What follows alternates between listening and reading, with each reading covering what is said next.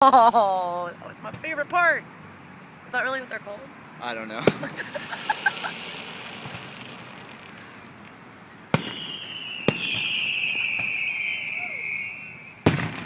Oh yeah. Ooh, I like those ones. Whoa. Those ones were definitely made in China. I definitely got a buzz off of that one.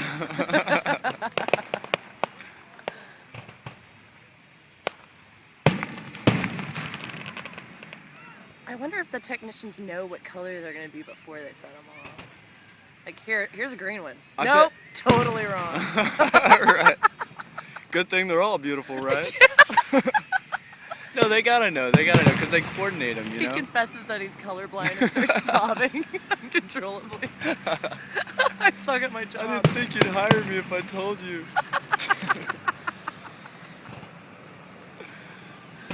It's like they were all red this year. Why?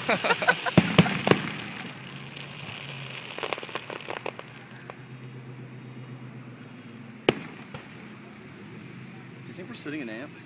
Maybe. That would suck. That really would suck.